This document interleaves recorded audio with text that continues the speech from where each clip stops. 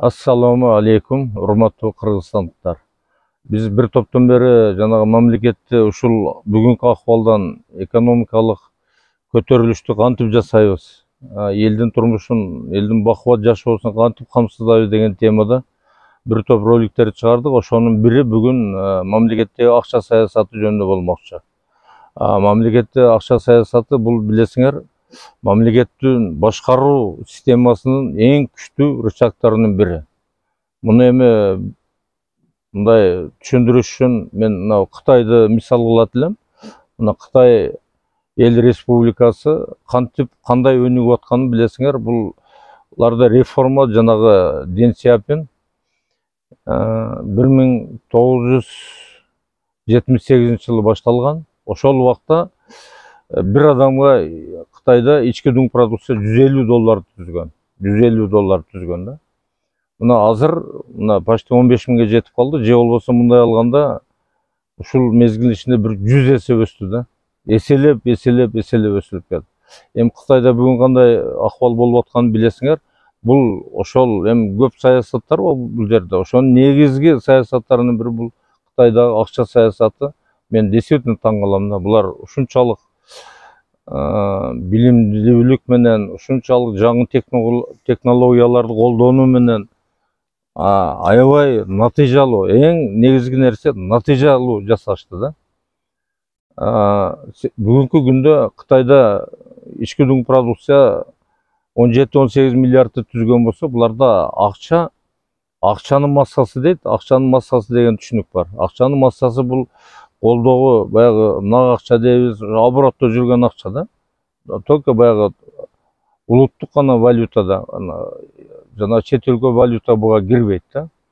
Ошондо буларда ар бир адамга бүгүнкү күндө почти $25 миң эквивалент 170-180 миң юанга жакын ар бир адамга акча массасы бар. Же болбосо жалпы акча масса 35 триллионду түзөт да. Бул 35 триллион акча массасы деген бул Америка менен Евросоюздун акча массасы ага жетпейт.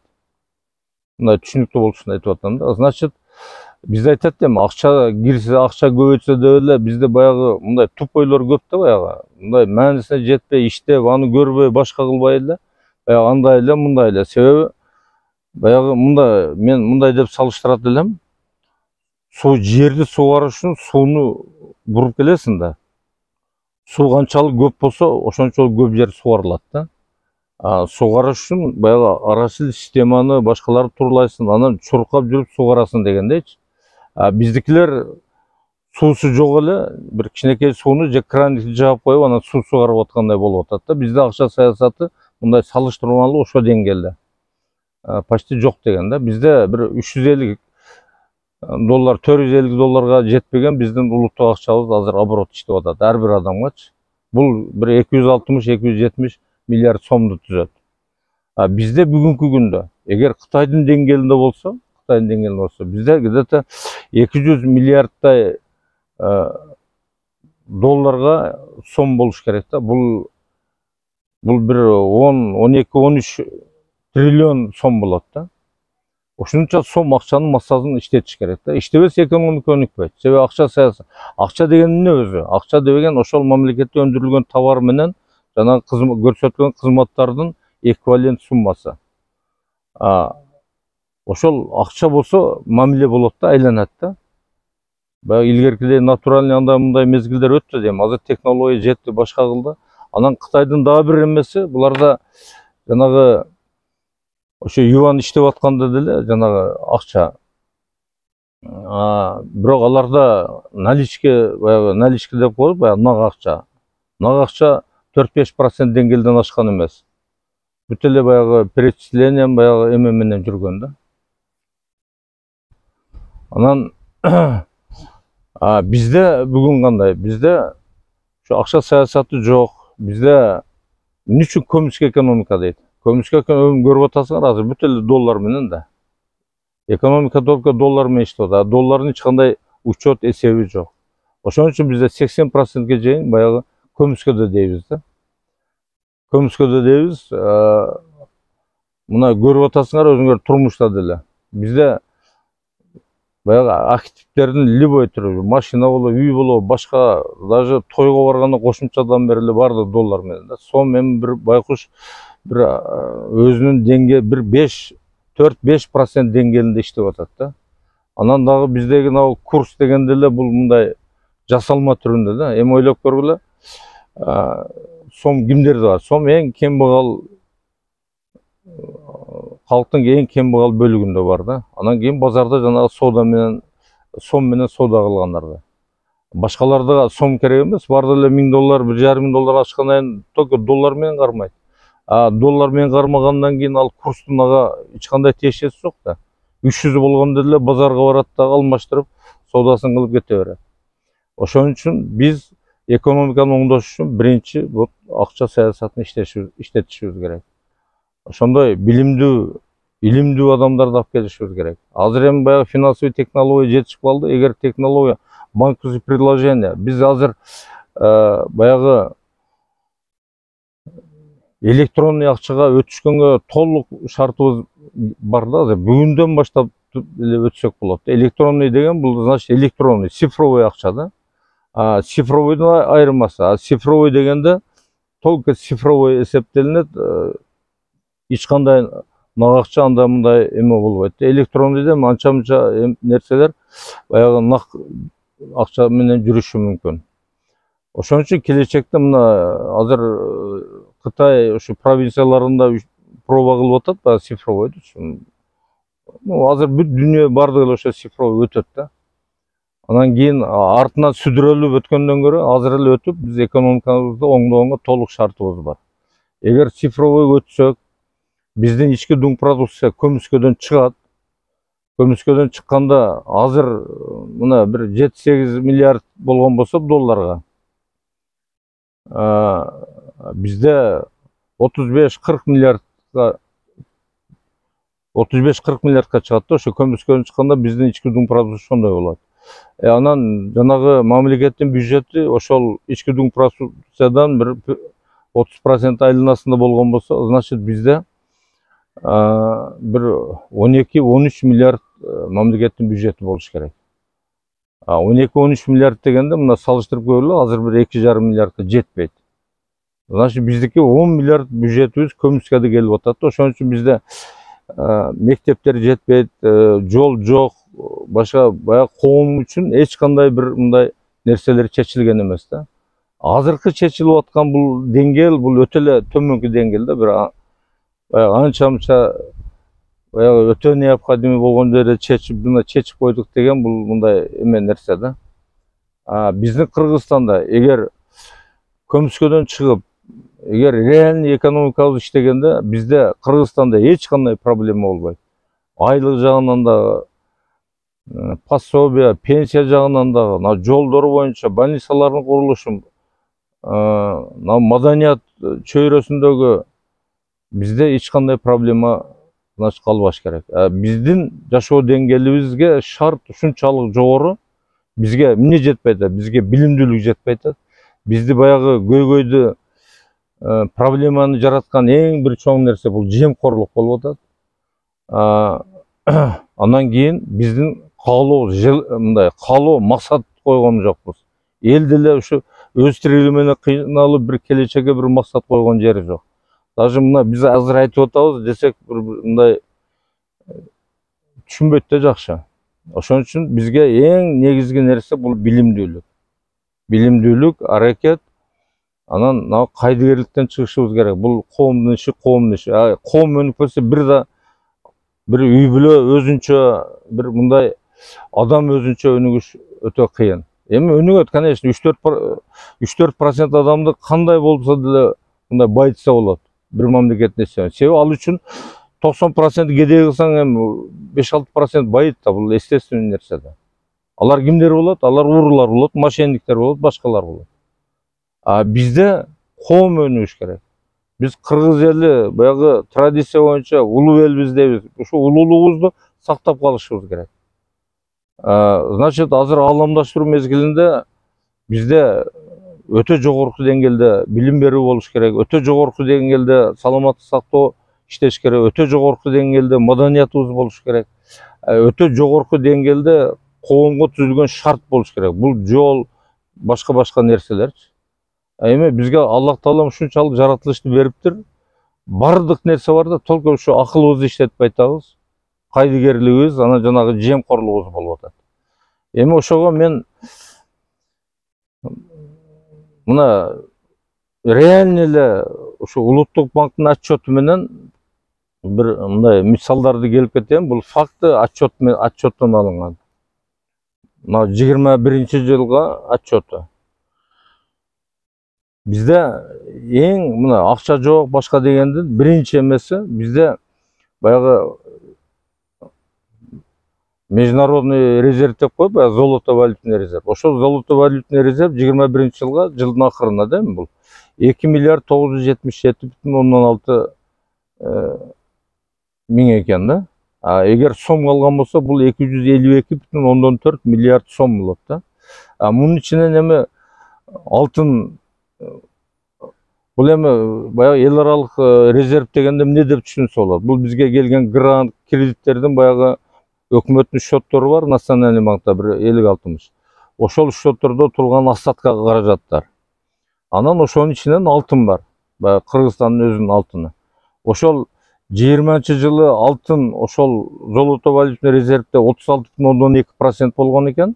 21-жылы 19,9, же болбосо 16,3%ке төмөндөптүр. Бул резерв менен эмне кылат? Бул резервти баягы рейтинги чоң банктарга коюп туруп, убактысынча пайдаланып, будан процент доход алыш керек Улуттук банк.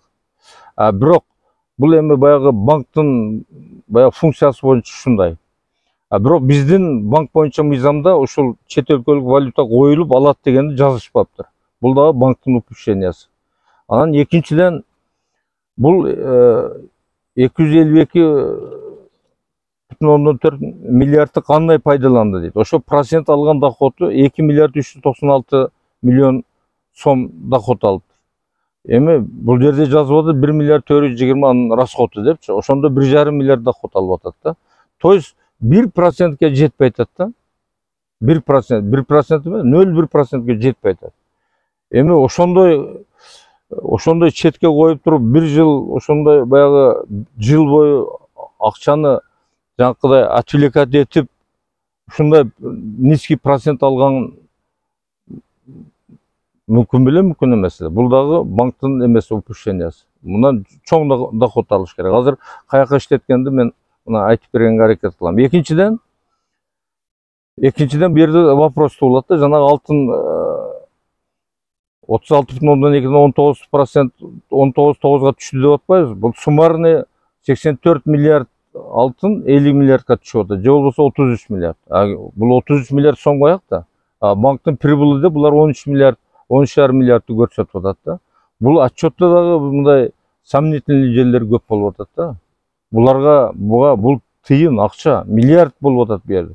Миллиардка аябай мындай баа бериш керек. Экинчиден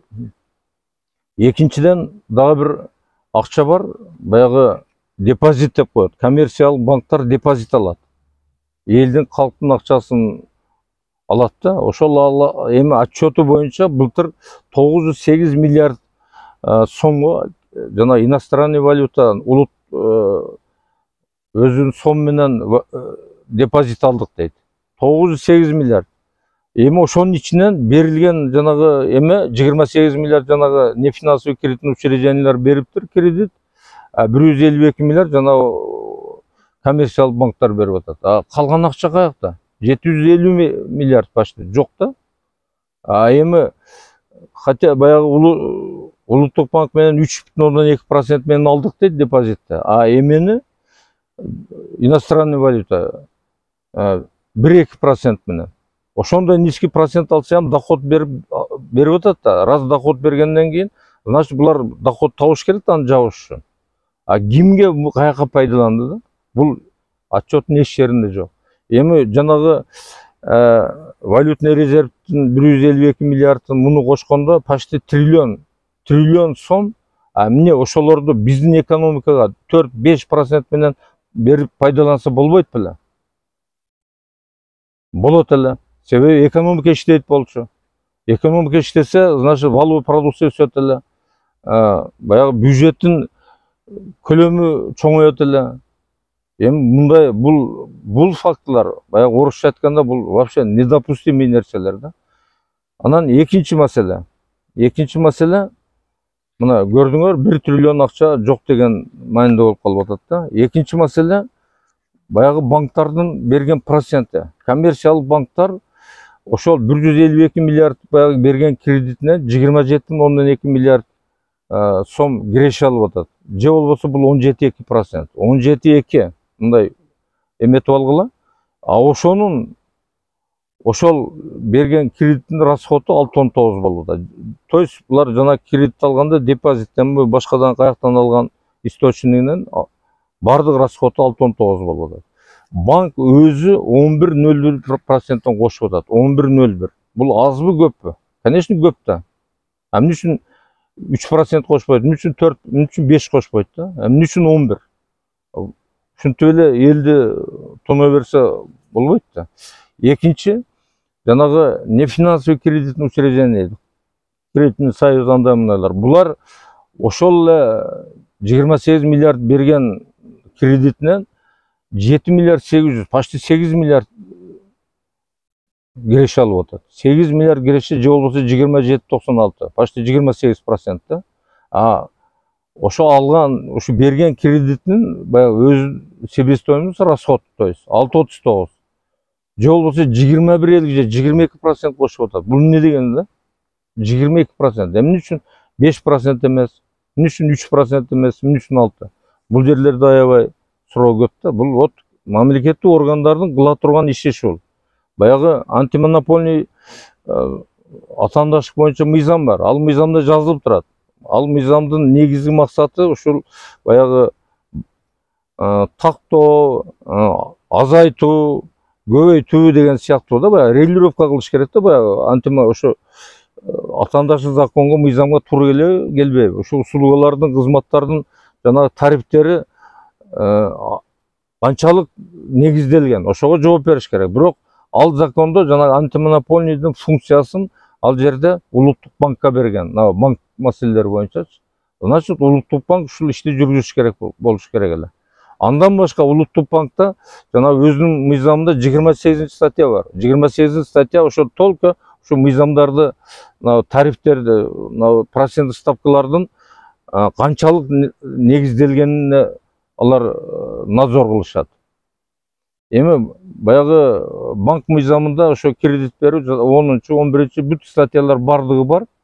Аны дагы айтабыз. Бардыгында улуттук банк, бүт рычаг улуттук банктын эсебинде да. Эмне үчүн мындай проценттерди допускать этет? Бул улуттук банктан сураш керек. Бул улуттук банктын баягы жоопкерчилиги деп эсептеймин да.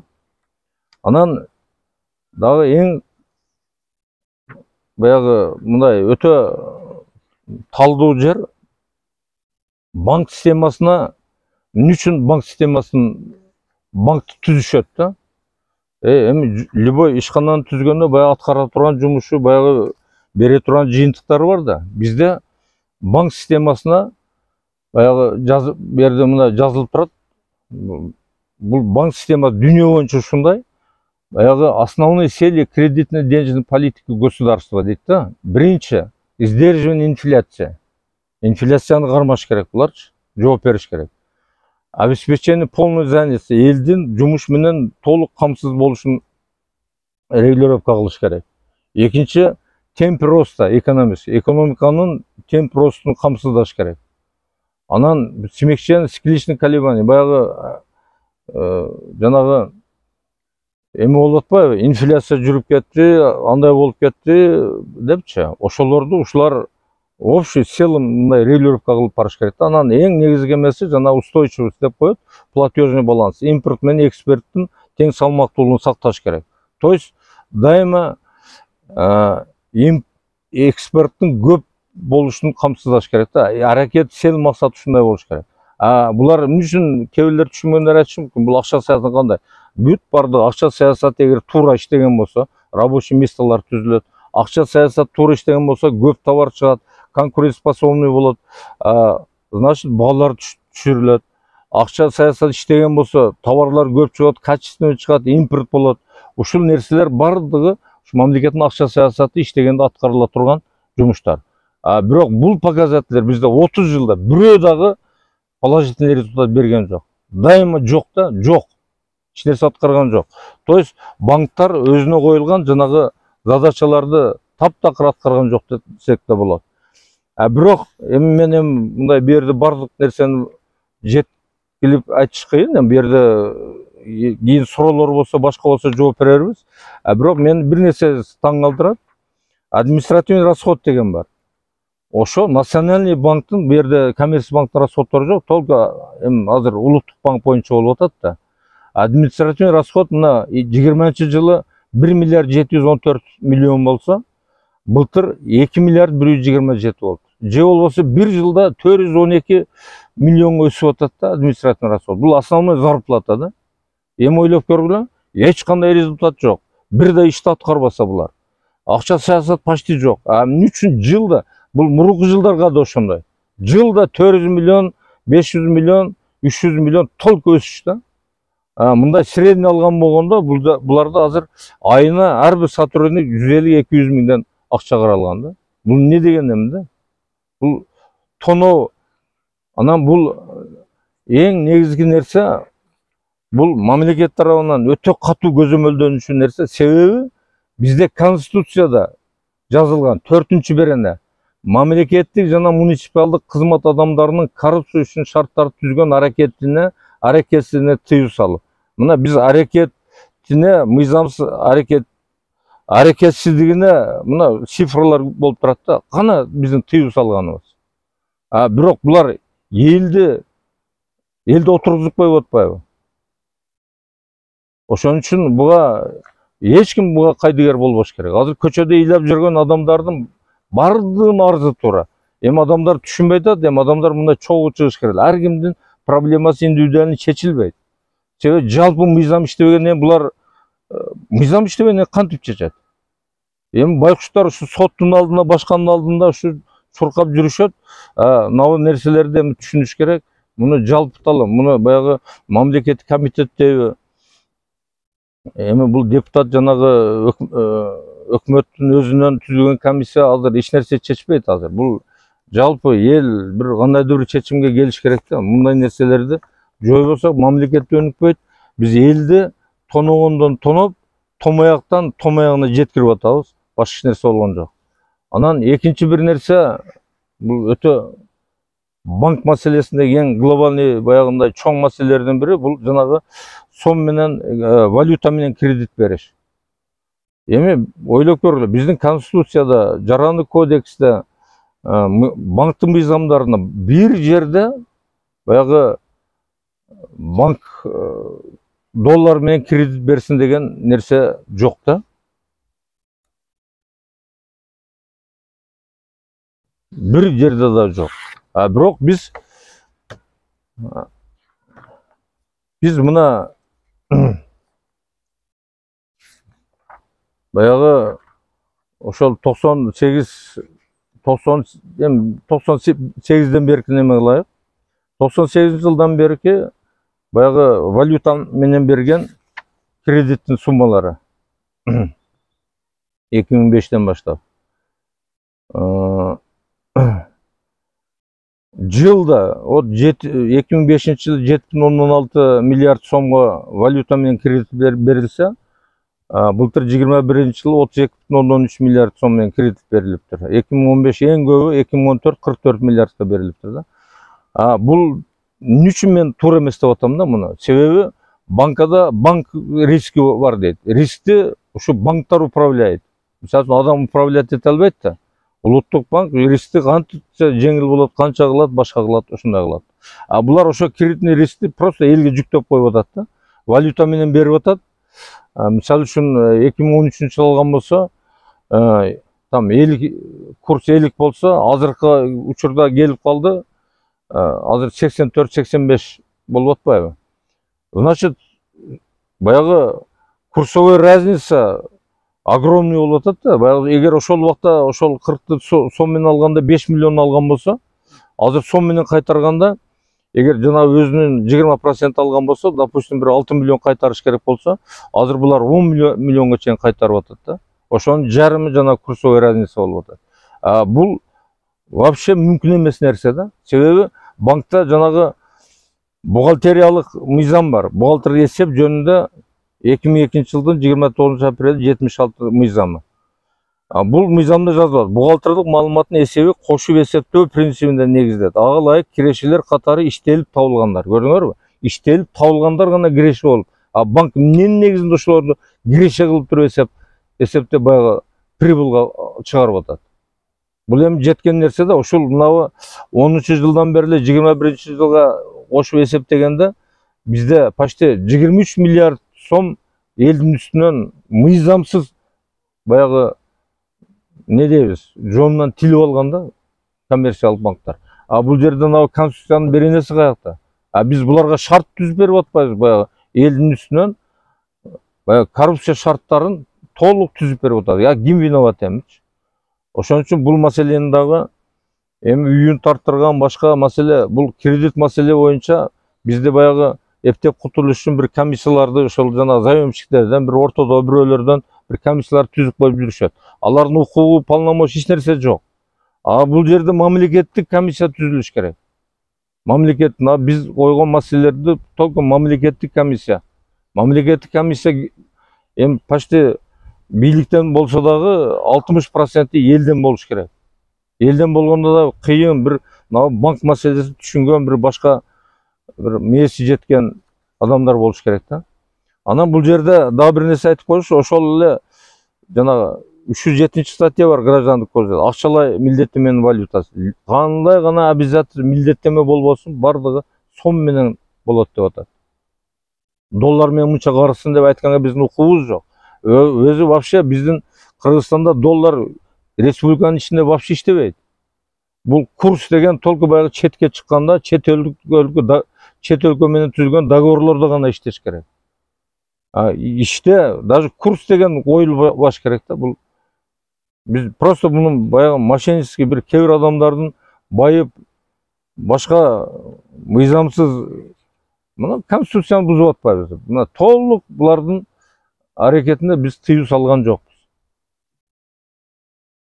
Анан бул жерде бир эле жанагы бухгалтериялык мыйзам эмес, ошол эле Кыргыз Республикасынын улуттук банкы банк иштөө мыйзамдын 2016 декабрь 206 номер 11 беренеси бар. Эми ушуну окугула да, 11 берене.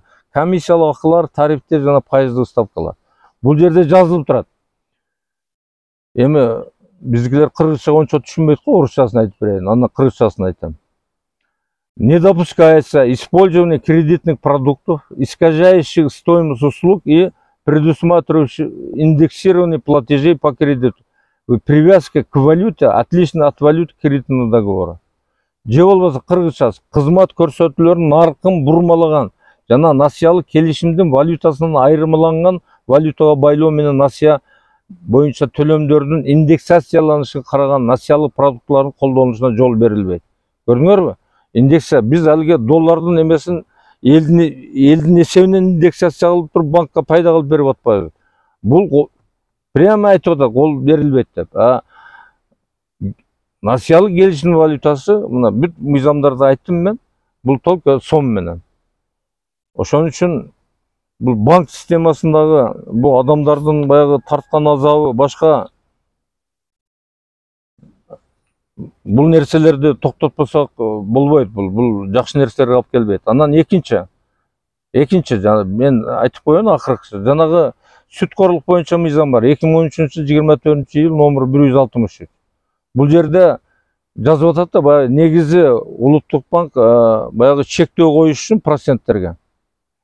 Чектөө коюш үчүн проценттерге баягы ар 3 айда, 6 айда банктар боюнча орточо процентти алып, ошону предельно допустимый деп, ошо процент ашпайсың деп проценттерди берет да. Бул мыйзамда мына кызык да, бу жерде прямо 6 беренени окуп берейин. Чектүү жол берилүүчү мыйзамдын өлчөмү Кыргыз Республикасынын улуттук банк тарабынан аныкталган Бай аныкталган эми ол 15-20 ушундай. Ошого 15% кошулуп берет. 15. Бул каякта 15, Бул вообще беспредел да. Бул жөн эле элдин жонуна жүктөп койгон. Бул мына конституциянын берелеринин бардыгына каршы. Муну отмен кылыш керек. Мына мисалы үчүн 2014-жылы банк аныктаган процент 21.99 болсо, 15 койсо, предельно допустим 36.99 деп атат. 21-жылы 16 болсо, 15 койсо 31. Значит, 31-ге чейин допускается. Соттор да ушуну карайт. Эми урматтуу туугандар, бул адилеттүүлүккө келбесек болбойт. Биз элди эзе берип ушул акыбалга жеткирдик. Жегендерден мүйүз деле чыккан жок. Эми байса байгандыр. Но придет время, бардык ордуна келет. Мен ишенем, азыркы ааламда өзгөрүп аткан өзгөрүш бизге да келет. Бизде бир тиын ашыкпайгандарда бардык байлыгы чыгат. Эми азыркы саясатты көрүп түшүнүп атасыңар. Ошон үчүн кичине билимге умтулайлык. Аллах Таалам да айткан экен, билимдүү менен билимсиз эч качан туура келбейт деп. Анан пайгамбарыбыздын сүннөттөрү бар. Билимсиздик, кайдыгерлик бул кыямат апаттарынын бири деп. Ошон үчүн өзүбүзгө биригейлик, башка кылайлык, талап кылайлык. Эми бийликте талап кылбас иштебейт, чынын айтыш керек. Жалганды айтып, мээңди ачып тура берет. А десе Б деп. Ошон үчүн биримдүү болойлук, мындай жакшы жашоого умтулайлык, мындай максат койгонду үйрөнөйлүк. Рахмат көңүл бурганыңыздар үчүн. Ассаламу алейкум.